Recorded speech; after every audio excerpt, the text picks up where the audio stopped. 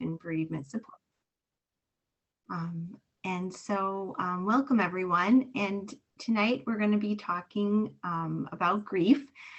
As we go, I know we're a smaller group tonight, so if anyone has any questions, Heather's going to help me monitor the chat, but as things come up, if anyone wants to go ahead and ask, I'm happy to do that during the presentation, and then we do have time at the end afterwards for questions. The reason we're talking about grief tonight is that based on recent data, 1 in 13 children in Illinois will experience the death of a parent or sibling by age 18. And so a death loss such as this can result in profound stress and adversity that can really derail a child's development.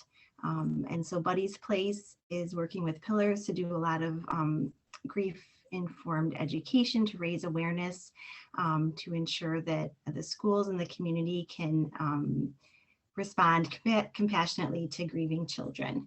And so to begin tonight, I'm going to play just a short video. It's just 2 or 3 minutes long, and I think this will give everyone a nice introduction to the issue of childhood bereavement. Long overlooked, childhood bereavement is a critical issue nationwide. According to the Childhood Bereavement Estimation Model, or CBEM, 1 in 13 children in the US will experience the death of a parent or sibling by age 18. This represents an increase of more than 700,000 children since the CBEM was initially developed in 2018. Created by Judy's House JAG Institute with philanthropic support from New York Life Foundation, the CBEM approximates rates of US children and youth who will experience the death of a parent or sibling by the time they reach adulthood.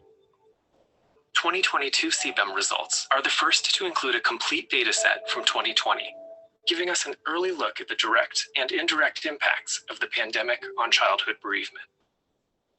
In recent years, mortality rates for adults ages 27 through 46 increased significantly. Deaths by accidents, homicide, heart disease, diabetes, suicide, and COVID-19 increased the most, leaving many children and families to navigate the difficult realities of grief. Experiencing a significant death during childhood often results in profound stress and adversity that can derail a child's development. However, providing appropriate support to a grieving child can ease the impact and help keep a child's development on track. Now more than ever, access to comprehensive, grief-focused, trauma-informed care and resources is critical for the well-being of every bereaved child. In order to provide this support, we need to know how many children are grieving. According to 2022 CBEM results, 7.7% of all children in the United States will become bereaved by age 18. That's more than 5.6 million children across the country. And that number more than doubles to over 13.9 million youth by age 25. Childhood bereavement rates vary between the states. California has the lowest rate, with an estimated 5.9% of children becoming bereaved, while a staggering 12.4% of children in West Virginia are estimated to experience the tragic loss of a parent or sibling. Every day, you encounter youth journeying through grief in your community. The demand for comprehensive grief care is high, but resources are scarce. By accessing CBEM data and tools, you can elevate childhood bereavement to a critical issue and help every bereaved child find hope and healing.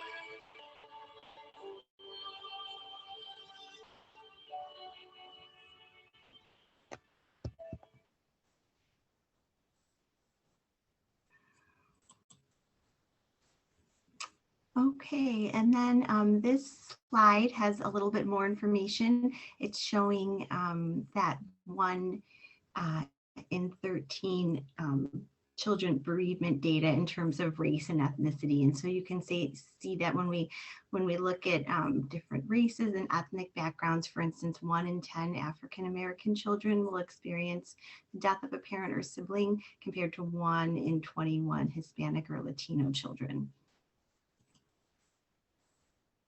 As we're going through the presentation tonight, it's important to keep in mind that grief doesn't have to involve a death loss.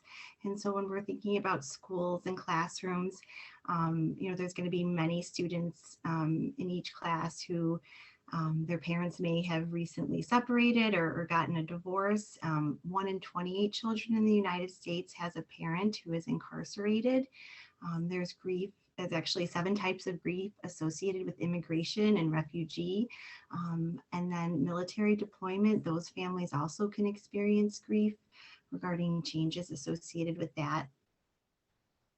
And then relocation, so, moving to a different school or a different neighborhood, those children and families can experience grief. And then finally, the last 2, the change in routines and secondary losses. I think especially with everyone in the pandemic that, there's been grief associated with not being able to do the same activities that you used to, or not being able to see friends and family as regularly. So all of these other challenges may also involve families and children who experience grief related to them. And then, so the effects of childhood bereavement can be pretty profound in terms of development. So there can be short-term and long-term difficulties. It can affect not only academic performance, so, things regarding school, but also in terms of mental health issues and their physical health. And so that's why I think the video kind of helped convey how important it is for these families and children to receive the appropriate support. And then those protective factors such as a caring community, having positive role models, having healthy coping skills modeled, those will all help children succeed.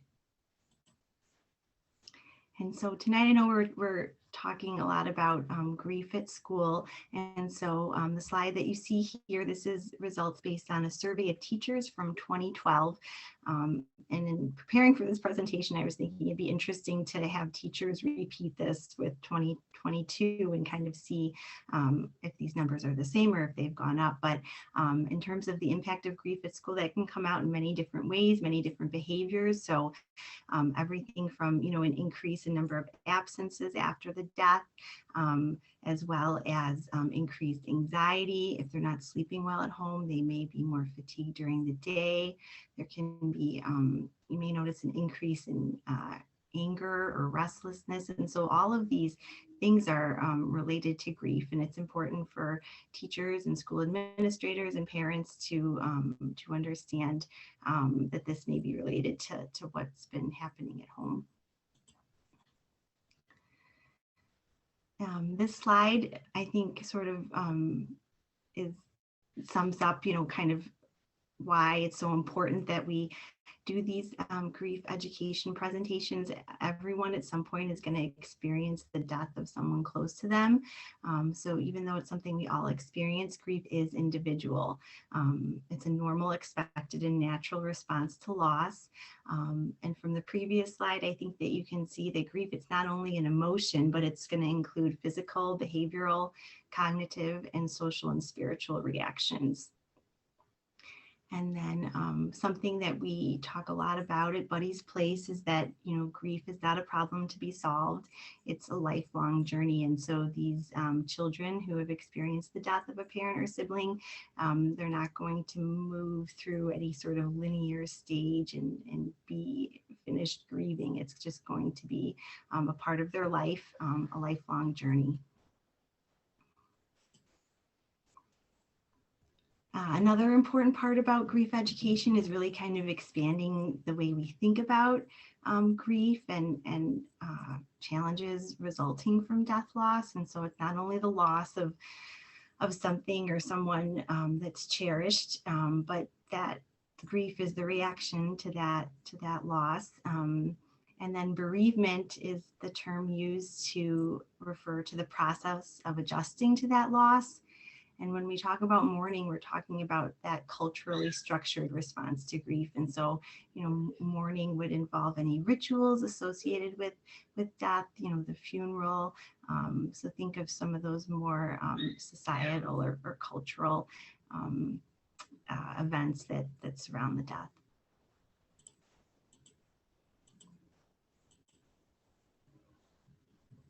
And so I'm going to play this. This is just a brief intro from a documentary. It's called Speaking Grief. It's from a really excellent website that we'll share with you at the end of the presentation. But it poses a really important question. What if we got better at speaking grief? So I'm going to play the beginning for you. It's only an hour. So if anyone is interested, this documentary is available free on their website if you'd like to finish watching it later.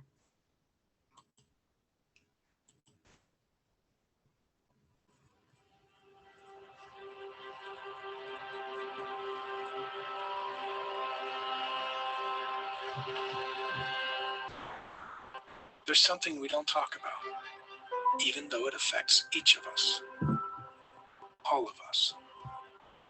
It's something we carry wherever we go, the inevitable result of losing the people we love. That something is grief. Even if we're not grieving now, we carry the knowledge that someday death and grief will visit us and the people we care about. But we try so hard to avoid it.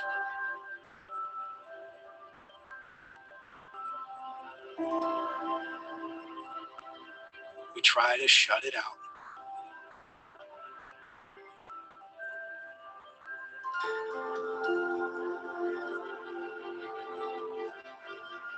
We mean well, but we don't know the right words to bring comfort.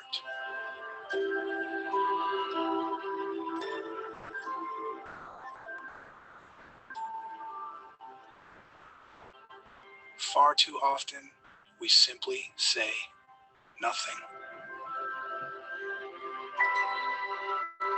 We need to get better at grief.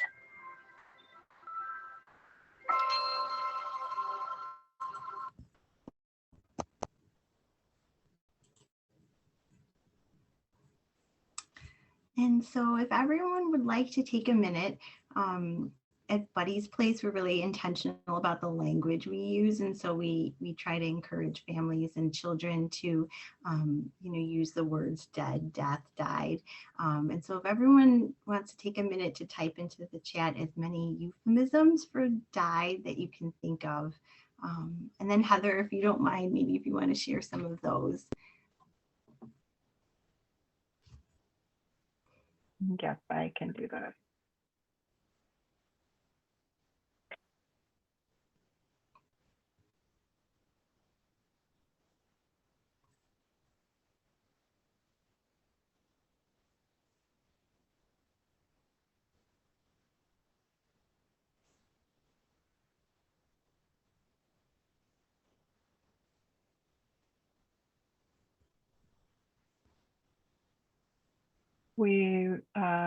So someone mentioned passed away.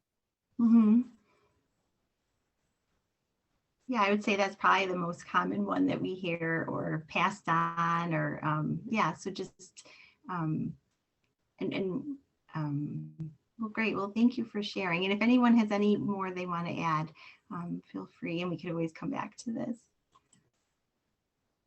And so in talking about language, this chart is really important. So like I said, using concrete language helps children and adults, especially children, I think, understand what happened and what we're talking about. Two terms on this chart I just wanted to point out tonight. At Buddy's Place, instead of saying parents, we say caregivers or trusted adults, and that's really just to acknowledge that there's many different family systems caring for children who are grieving. And then something else that's really important is that rather than saying committed suicide or completed suicide, we say that someone died from suicide or by suicide, or that there was a suicide death. And so that's really important because there's still a lot of stigma surrounding suicide. And so we would never say that someone committed cancer or that someone died successfully of cancer. So we treat suicide the way as we would any other type of death.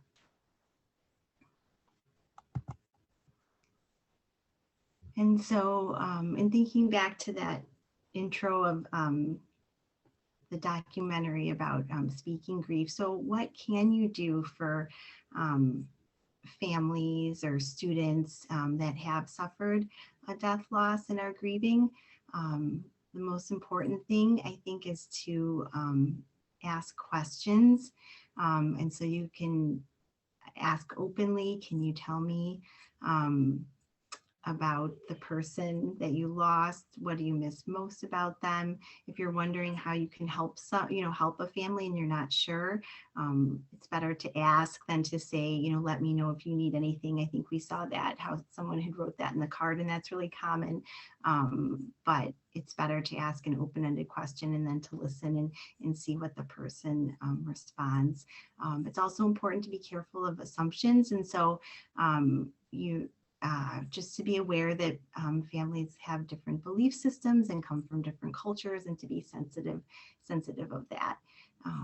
And then finally, and this is maybe the most important, I think, is just to be present and authentic. And so even if you don't know what to say, just being open to listen to a student or family, that can make a really big difference. And then based on their response, that might help you know how to better support them in the moment.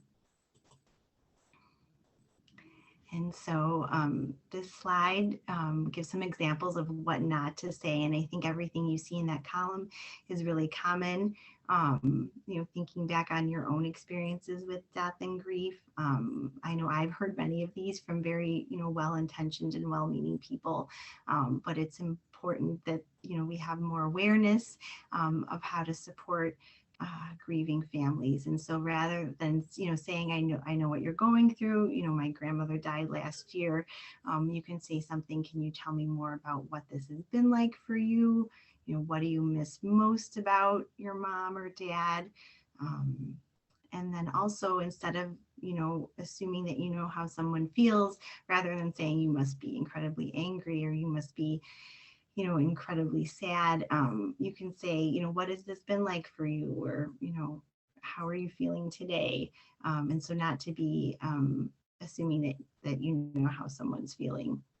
And then I think the last two are also important to talk about, because I think oftentimes, death can be painful for people to talk about. And so we may try to minimize, someone's loss because we don't want to upset them, or you're trying to make them feel better.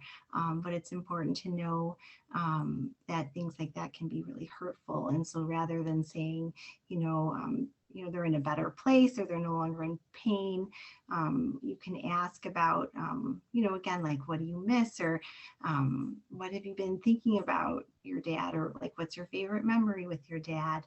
I think that is a better approach. And so what other things can you do that would help a child or a family that has experienced death? And I think all of these are really important to keep in mind. I was just going to talk about two today. One of them we do as part of our program at Buddy's Place, and that's encouraging a safe physical expression of grief. And so, grief can be really physical. And so at Buddy's Place, there's 1 week where we're talking a lot about feelings. And so each kid gets a box, and it's filled with bubble wrap, and it's filled with newspapers and magazines, and it's filled with paper bags, and it's filled with paper cups. And so the kids are encouraged to, rip all the newspaper up and tear up the magazines and pop the bubble wrap.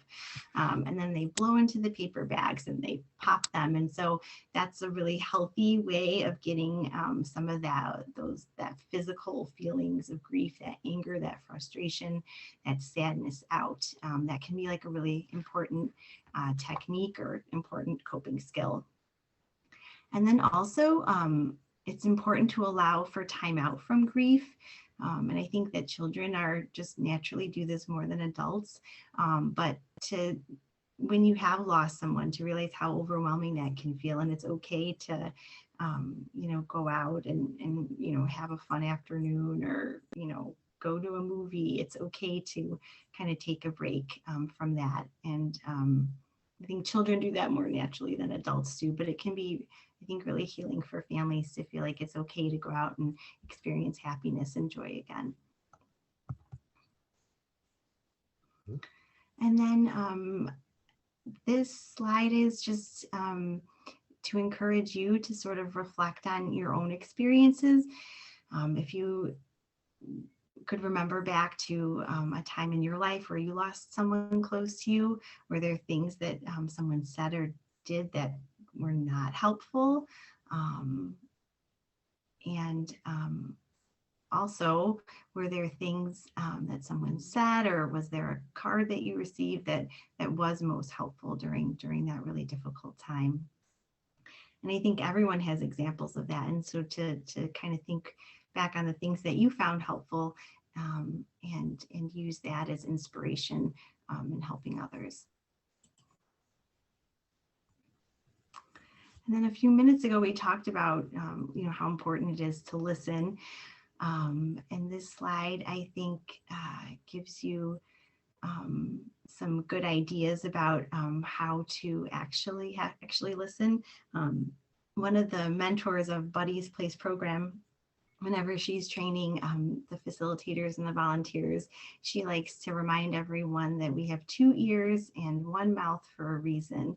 And I think that is a really simple way of saying, that we should probably do twice as much listening and, half as much talking. And in the case of, children and caregivers that have experienced a death loss, I think just being that person that they can come to and they can share those difficult feelings with, that can be really powerful and healing for them. And this month is Children's Grief Awareness Month. It's a campaign that's through the National Alliance for Children's Grief. And again, this theme of listening that we just talked about. And so the theme this year is to listen on repeat. And the idea is to, especially for the students and children in our lives, to be that person that they can come to and share their memories and stories and feelings with. And be that support system for them. So we'll share the link to this website at the end of the presentation, but this is a really great organization. They do a lot of good work and they have a lot of really helpful resources for schools and families on their website. And then this is just to share with you a little bit about Buddy's Place. It was founded in 2000, and so this is the 22nd year of Buddy's Place. It was founded by Linda Moran as a result of her own grief journey. And so that picture on the bottom of the slide, those are the original 2 Buddies. And so they were Linda's nephews. And so she started this program after she lost her sister and wanted to have a place that families can come to learn about how to support their children through grief. And so we offer 2 8-week sessions. We just finished our fall session, but we'll have a new session in the spring, and that's a support group where families can come. There are groups for littles, which is, I think, usually 3 to 5 or 3 to 6. There's a school age group, a teen group, and then the adults and caregivers participate in a parent group where it's mostly about education and supporting their children. And then the teens and students participate in more art-based and memory inspired projects. And then we also have our monthly gatherings, which are every second Monday of the month. And then those are typically more art-based. Last month we made ornaments with pictures of their loved ones on them. And then this weekend we are all going to the Brookfield Zoo and we have a tree. And so the families are going to come decorate the tree and hang their ornaments up. And so we're really looking forward to that. It's really one of the really nice programs that we offer. And so we will be sharing more information. Michelle put together a grief resource Padlet for St. Mary's. And I think you're going to get a PDF of this presentation afterwards, but we can also put the link in the chat. But it's a really nice place to go. It'll have resources for, for teachers, for caregivers, for children. It has many, many recommendations for books, or especially for children in talking about death and loss. And so I hope you find it helpful. And then you can always contact us at our phone number or email, and we can answer any questions that you might have. And then this slide contains a lot of the school-based resources. And so we hope this will be of use to you in thinking more about what you maybe want to do internally at school to support families and students. And then this last slide is more of a collection of grief resources nationwide. And so there's a lot of really amazing organizations on here who are doing really good work. And so we hope you find these helpful as well.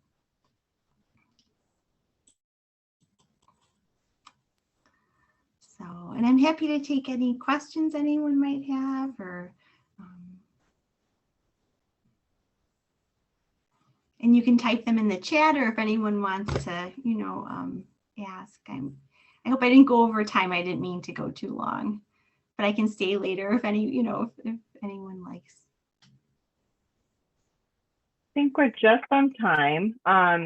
We will be sharing the Padlet, and we can have that blasted out to the family. So those who couldn't come, there also be, because this was recorded, it will be up in our Pillars Community Health website on Monday.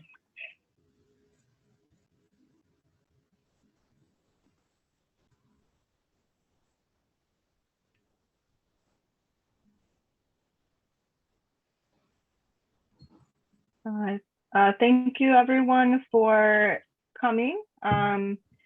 If you have any questions, you can always reach out to me, and I can help you answer any of those questions or concerns that may come up. My school email is tch@St. Mary Riverside, or hfernandez @St. Mary Riverside, and as well. Thank you all for coming. Thank you, Heather. Thank you, Sarah. We appreciate it.